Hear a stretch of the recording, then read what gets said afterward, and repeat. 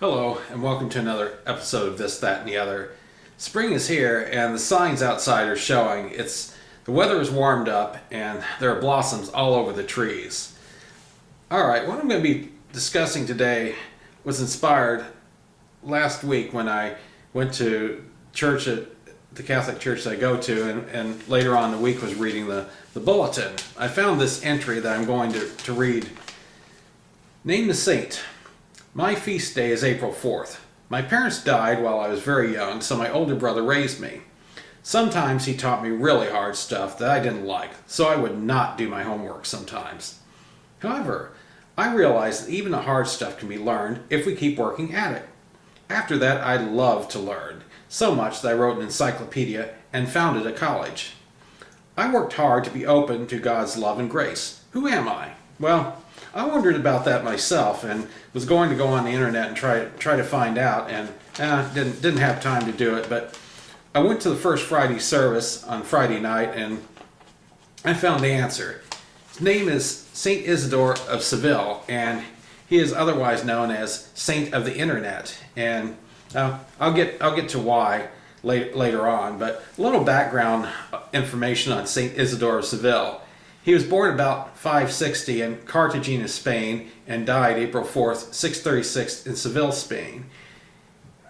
He is honored in the Roman Catholic and Eastern Orthodox churches. He was canonized in 1598 by Pope Clement VII and Doctor of the Church 1722 by Pope Innocent XIII.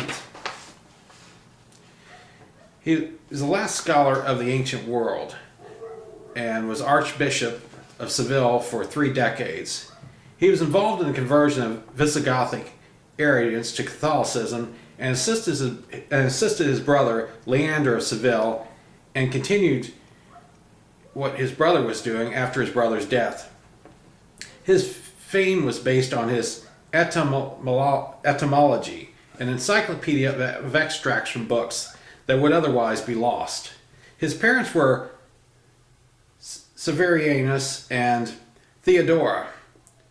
He had 3 siblings that were saints. His older brother, Saint Leander of Seville, was Archbishop of Seville. His younger brother, Saint Fulgentius of Carthagena, served as Bishop of Astigi, and his sister, Saint Florentina, was a nun. He studied elementary education at the Cathedral School of Seville and applied diligently to his studies. He even learned to speak some Latin, Greek, and Hebrew. After his brother's death, he constituted himself protector of monks. His encyclopedia, the first such Christian epitome, formed a huge compilation of 448 chapters in 20 volumes, Roman handbooks. The University of Dayton has named their Sakai project in his honor. So basically, what he came up with at that time is what we now see as like the Encyclopedia Britannica. He came up with about 1,000 years worth of knowledge that he put together in books that would otherwise be lost. Many of his bones are buried at the Cathedral of St. Marcia, Spain.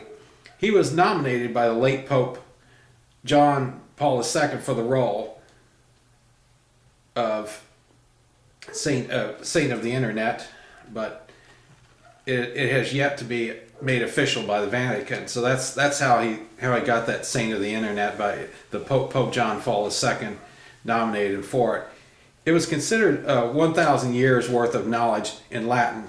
It was a tool for those seeking wisdom, like people seeking wisdom on the internet today. So basically what you have on the internet with all the information was what they had back in those days. It was kind of like their internet, but no computers. It was just in a series of books.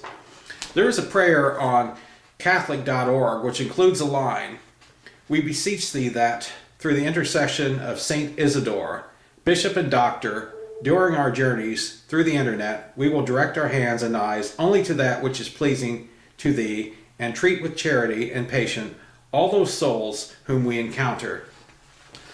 A stained glass window of his likeness was installed at Boston College's data center, a state-of-the-art information tech center in Massachusetts.